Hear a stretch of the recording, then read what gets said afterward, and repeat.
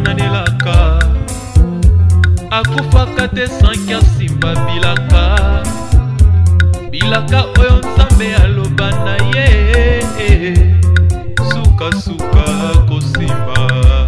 Alors lelo nalingi nalobela les bonnes manières oyo bakongolais ebele toza kozanga dans la vie.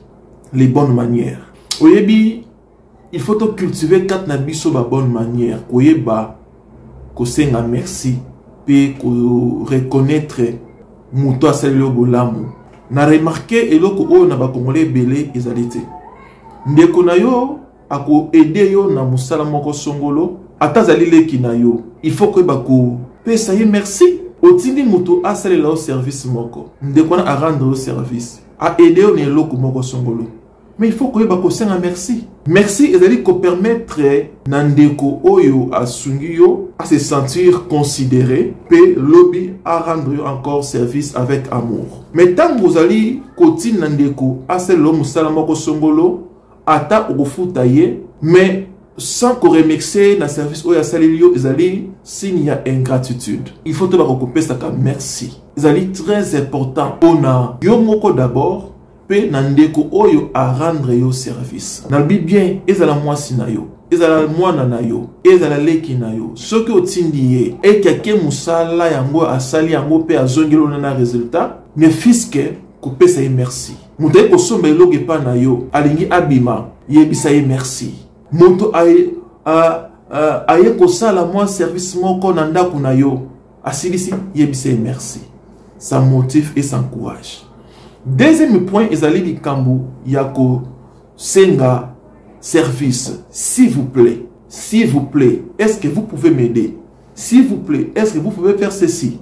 Et là, quoi na ba congolais ezalité. Congolais azali kotine na ndeko na ye lokola ye azali général bandeko na inde bazali ba caporal lokola na armée yo kende zolange lokwana yo kende sala musala na yo keba na yo sala lokwana non. Ils allaient ba bonne manière te. Atazali mwana na yo, tant vous akotinda ye, yebisa ye s'il vous plaît. Est-ce que vous kozwela ngai eloko wana te? Ceux qui azweli yango amemeli yo ou répondre ye na merci. Ceux qui azali même ami na yo, collègue na yo, subalterne na yo na musala, olingo senge service. Il faut qu'on applique toujours le s'il vous plaît. C'est très important. C'est signe ya considération. Pe ya maturité. To longola eloko wana na mito na biso ba congolais ya ko mema makambo na kata armée. Oti na mwasi na yo lokola mwana musala lokola même mwana musala, il faut qu'on s'en toujours s'il vous plaît.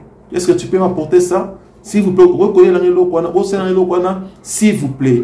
Accompagner na merci.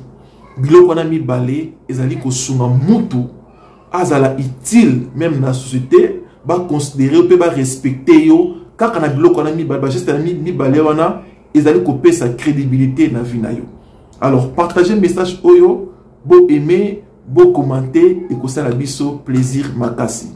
Tos telemi ndeko telemi boye na émission oyo yo katoli. En tout cas, Tim Koloye Sokoya. Je pense que ma famille est belle, ma couple est belle, ma te belle, ma osungama na émission la bino yo catholique. Pour la congolais beaucoup plus. Vous partagez, vous aimez partout aux allez na ba plateforme nyonso sur YouTube, Facebook, TikTok, Instagram.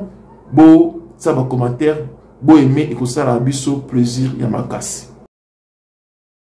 Mwana nelaka akufaka te sanki asimba bilaka bilaka oyo nzambe aloba na ye suka kosimba.